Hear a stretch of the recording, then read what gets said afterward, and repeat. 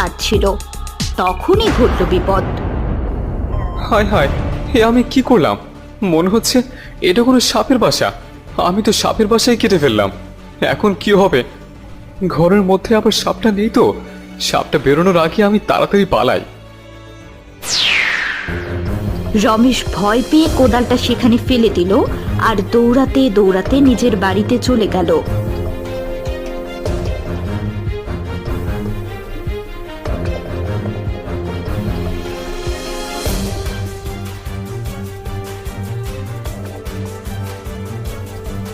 কি হয়েছে তোমার? এইভাবে হাঁপাচ্ছ কেন? তোমার আইলকাটা শেষ? এখনই না তুমি মাঠে গেলে, এর মধ্যে কাজ সেরে আবার চলে এলে। আর আইল কাটা তাড়াহুড়ো করতেছে, আমি তো সাপের বাসাটাই কেটে দিয়েছি। কি বলছো? এ কি অলক্ষণে কাণ্ড করে বসেছো তুমি? কোনোভাবে সাপটা আবার তোমার কোদালে আঘাত পায়নি তো? সাপটা যদি জানতে পারে তুমি ওর এত বড় ক্ষতি করেছো, তাহলে তো তোমাকে ছাড়বে না। হ্যাঁ গো গিন্নি, আমি তো সেটারই ভয় পাচ্ছি। সাপটা অবশ্য আমাকে দেখেনি।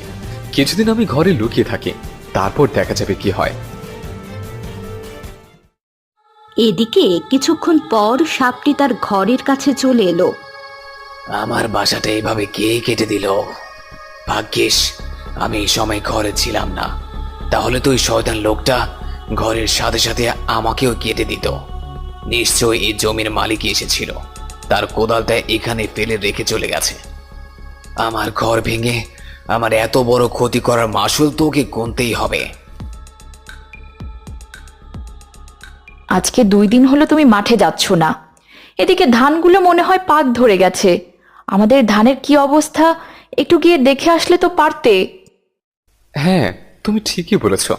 আর কতদিন এইভাবে সাপের ভয়ে ঘরে লুকিয়ে বসে থাকবো? আমাকে তো মাঠে যেতেই হবে। আমার ধানগুলো মনে হয় পাক ধরে গেছে। এভাবে ঘরে বসে থাকলে তো আমার ধানের অনেক বড় ক্ষতি হয়ে যাবে।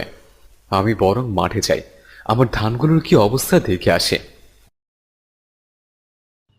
রমেশ ভয়ে ভয়ে মাঠের সামনে গেল, কিন্তু সে যা দেখল সেটা দেখে তো সে অনেক অবাক হয়ে গেল। কিছুদিন আগে দেখলাম ফসলগুলো বেশ ভালোভাবে বেড়ে উঠেছিল। এখন তো আমার ফসল বাড়ি নিয়ে যাবার কথা, কিন্তু ফসলগুলো সব একরকম স্বাদ হয়ে গেল কিভাবে? এই আজব কাণ্ড তো আমি এর আগে কখনো দেখিনি। রমেশ তার ফসলের এই অবস্থা দেখে কান্না করতে করতে বাড়িতে ফিরে গেল। তারপর তার বউকে সবটা খুলে বলল।